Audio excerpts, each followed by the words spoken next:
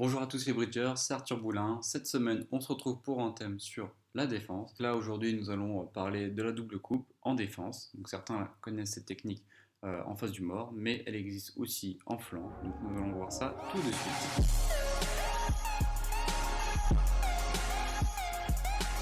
Alors, on commence avec la première donne. Regardez attentivement les enchères. Les adversaires ont enchéri 4 piques après une intervention de votre partenaire par un carreau. Donc, là-dessus, votre partenaire entame le 4 de cœur. Le déclarant met petit du mort, vous mettez l'as, il fournit les deux et c'est à vous. Déjà, essayons d'analyser la première levée.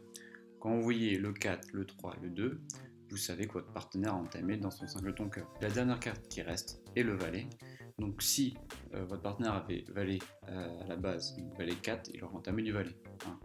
Le valet se trouve forcément chez l'ami ensuite. Donc bien, vous savez que vous allez pouvoir donner une coupe à votre partenaire, mais attention au timing, car si vous donnez la coupe tout de suite, vous allez voir que vous n'allez pas pouvoir encaisser le maximum de lui. Vous voyez bien que grâce à l'intervention de votre partenaire, il possède forcément l'as de carreau, ou du moins il a de très fortes chances de le détenir. Donc si vous voulez réaliser le maximum de lui en défense, vous devez d'abord commencer par jouer carreau, on va prendre de l'as, rejouer carreau pour faire couper avec bien sûr une préférentielle dans la couleur la plus chère, donc ici cœur avec le 9. Vous coupez, vous donnez ensuite la coupe à cœur à votre partenaire, il s'empresse de couper et vous redonne une deuxième coupe à carreau. Donc là vous avez réduit le déclarant à seulement 8 levées, alors que si vous avez rejoué cœur à deuxième levée, vous aurez fait une levée de moins. Car en effet, vous n'aurez pas pu couper le troisième tour de carreau, car quand vous, après avoir coupé une première fois à carreau, vous ne pouvez pas rejouer cœur et donner la main à votre partenaire, car sud pourra là-dessus couper gros.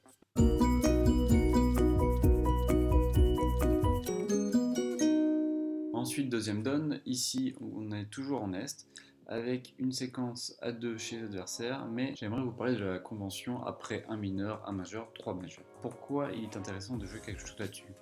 Car quand vous avez dit 3 cœurs, imaginons que vous êtes à la place de Nord, vous faites un saut et vous fitez votre partenaire, vous payez 3 à 3 cœurs, et comme ici, la plupart du temps vous promettez un 5 boutons, mais pas tout le temps. Vous pouvez avoir une main 5-4 de 2 avec 5 trèfles, 4 cœurs par exemple. Généralement on ouvre d'un sens à tout.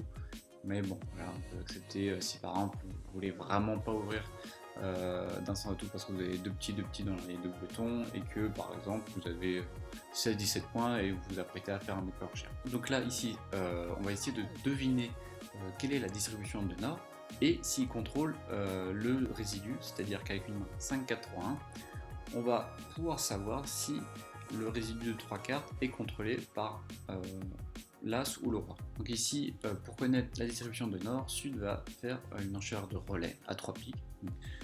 C'est toujours la collante, c'est-à-dire qu'après un trèfle, un pique, 3 piques, 300 tous, c'est aussi l'enchère qui colle qui va demander la distribution à Nord. Là-dessus, ce que je vous propose, c'est quand vous faites l'enchère juste au-dessus après le relais, donc ici 300 atouts, là ça veut dire que vous avez une main 5-4-3-1 ou 4-4-4-1, bien sûr, c'est aussi possible.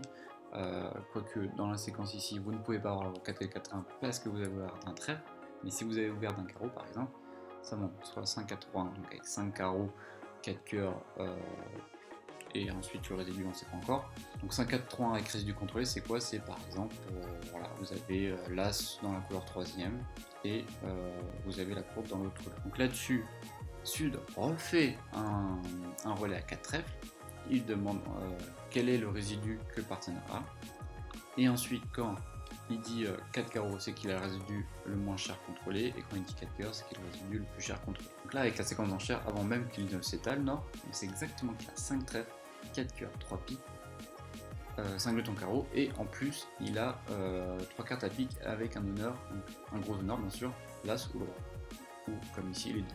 Par exemple, il n'avait pas eu d'As ou de Roi de pique avec la main, là par exemple, imaginons que nous mettions As Roi de trèfle à la place de As Roi de pique, il aurait dit 4 trèfles sur la demande de 3 piques, qui veut tout simplement dire qu'il a la courte dans la couleur la moins chère, et le résidu, donc le résidu plus cher qui n'est pas contrôlé. Je vous mets un récapitulatif de cette convention qui est très simple, mais il faut quand même s'en souvenir, car j'ai déjà eu des problèmes avec mon partenaire Théo Limin lors de l'ADN par paire, où on n'était pas d'accord sur cette convention. Bref, revenons à nos moutons, là-dessus, Wes, qui entame le 5 de trèfle, va vers votre as, faites la levée avec l'as, et vous voyez le roi tomber ensuite. Maintenant, qu'est-ce que vous faites? Alors bien sûr, Sud a essayé de masquer son double ton à trèfle, mais vous l'avez vu, il possède forcément le roi second, car votre partenaire entame du 5, et il y a le 2, le 3 et le 4 qui sont visibles.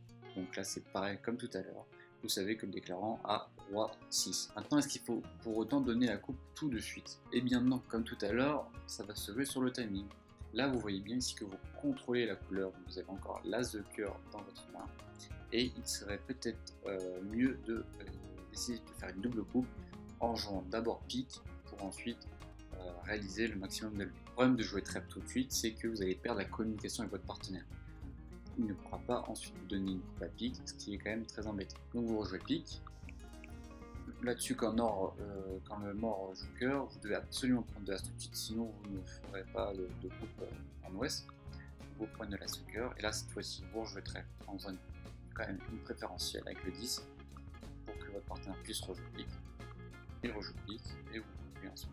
Voilà, vous avez pu battre ce coup grâce justement à ce timing de double coupe où il faut essayer de garder les communications, les optimiser pour savoir pouvoir faire le maximum de choses. Alors ici je vais revenir sur la convention dont je vous ai expliqué, elle est quand même ici très utile car vous voyez bien qu'ensuite on a l'honneur avec le roi de trèfle second, c'est plutôt une bonne main, juste bon les cœurs, il manque quand même quelques gros cœurs, mais bon sinon la main est plutôt correcte.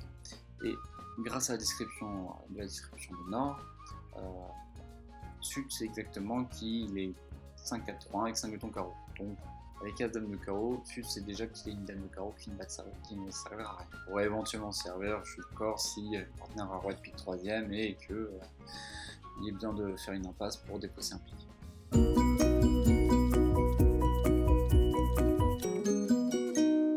Nous voici à dernière donne, cette fois-ci une séquence à haut palier. Sud ouvert d'un pique, votre partenaire a sauté à 5 trèfles, Nord a dit 5 piques et Sud a conclu à 6 piques. On va dire que c'est une donne très mouvementée et vous allez devoir essayer de faire chuter le contrat. Le partenaire entame une de trèfle, le déclarant met le 3 du mort. Bien sûr, vous coupez 2 de pique et le déclarant fournit le 10.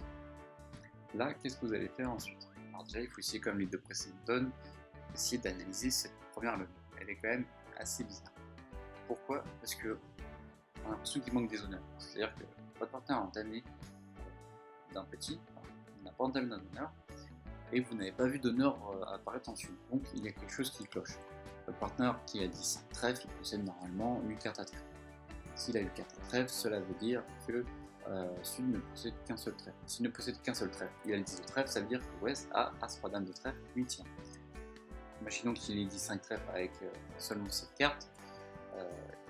Il a forcément aussi As-Roi ou moins l'As, il a forcément 2 honneurs car Sud a fourni 2 trèfles. Au fort de cette analyse, vous savez que votre partenaire qui avait forcément une séquence d'honneur à trèfle ou qui avait l'As de trèfle, parce que s'il a As de trèfle 7ème, il n'aurait pas entamé une petite trèfle, sauf qu'il a une raison valable. Donc il veut essayer de transmettre une information. Donc, quelle est cette information-là? Elle est assez simple ici, c'est qu'il a une chicane dans une couleur rouge.